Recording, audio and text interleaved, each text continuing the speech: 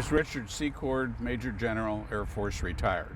I flew fighters most of my, in fact, all of my career, but while I was with the Air Commandos, which started early in 1962 and on for the next decade, I flew prop-driven airplanes, principally this one in our background here, the T-28, later called the AT-28. Quite a bit, had over 1,000 combat hours in it, and it's a terrific airplane. Combat pilots usually fall in love with the airplane no matter what it is that they're in, but this one kept me alive many times, and it was a real warbird.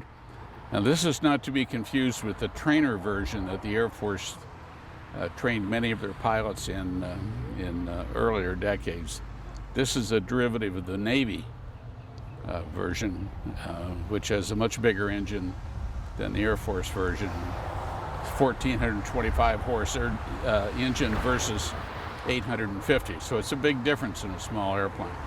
It, of course, only used one pilot, and we had quite a number of 28 pilots during the decade of the 60s, deployed to Vietnam and Laos. And even later in the 70s, we had a small contingent go to Cambodia, again flying the 28. So there's a long history of the 28 in that war, but most people don't know much about the 28. They don't recognize it. World War II, in Korea, everybody recognized the Mustang, but this airplane flew in combat longer than the Mustang did. Simple, easy to fly, carried a big load for its size, and it was very, very accurate. And the enemy really feared that airplane. Our missions were, I would guess, 2/3 close air support, that is supporting troops in contact on the ground. Occasional interdiction missions, that is trying to hit trucks on routes of communication and things like that. And we had quite a number of search and rescue missions where we escorted helicopters to go out to rescue downed pilots.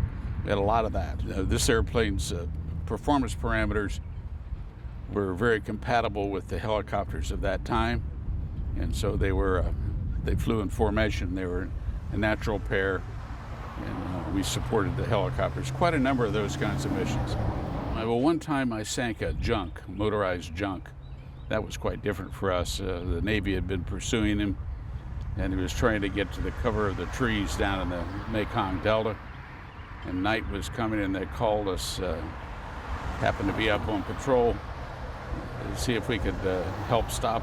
They couldn't catch him in time, and I fired a few rounds into the bridge, and it just blew up like a volcano. I've got a picture of that too, and unexpectedly, so it was loaded with munitions and just blew up. That was probably the starkest memory I have of something that was unexpected.